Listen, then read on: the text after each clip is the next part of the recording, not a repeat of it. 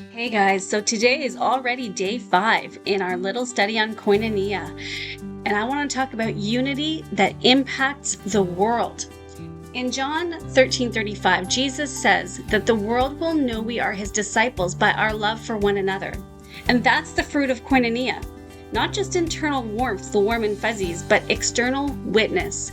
When believers live in unity despite differences, despite distance, it testifies that Jesus is alive and love is real. Koinonia isn't just the goal, it's the launch pad. From unity, we evangelize with credibility. From fellowship, we serve with compassion. And from communion, we bring heaven's culture to earth.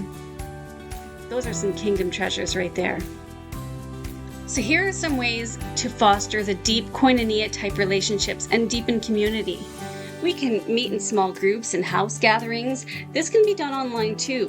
Meeting in smaller committed circles allows believers to share openly, pray together, and grow in trust.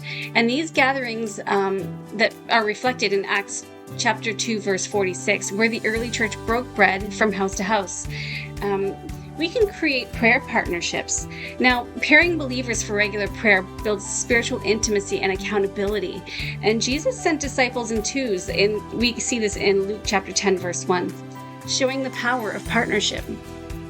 We can do shared journaling and devotional challenges.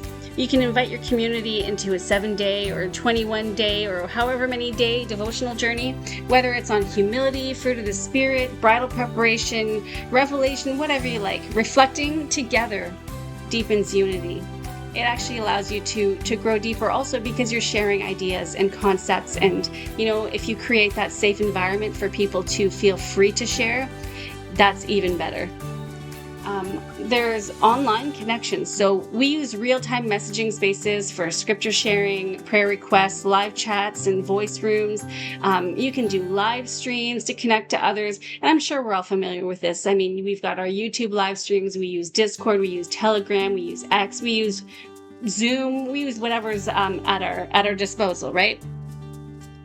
We can make community covenants. So setting a clear shared agreement on how the group will love or confront or forgive and encourage each other, this builds an environment of safety, and it's really important. An example of this would be like on a Discord that I'm a part of, the community covenant is that everybody follows the rule of love that is described in 1 Corinthians 13.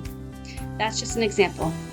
We can also have testimony nights or table talks, and I mean virtual table talks. So like a podcast or whatnot, you can create a space for stories and what God's doing, what needs healing, what hurts still linger. And healing flows through honesty. So, I mean, being able to actually get to know each other through testimony nights is such a wonderful thing. It helps build that connection with each other and foster that intimate relationship that we're looking for, that we're striving for. And of course, we can always do things like service projects and generosity chains. So when we join together to meet real needs, whether it's helping someone financially or mentoring them or supporting a mission, a shared service, for whatever it is that we choose to do together as a community. And that shared service strengthens our spiritual bonds. So I pray that through all of this kind of touching on different areas of deep spiritual relationships, that we can really learn to connect to what God is trying to reveal to us, to connect to being more like Him and reflect on His character. I pray that this little study has blessed you, and I pray that you take this truly to heart and seek that community where you can find that deep spiritual fellowship.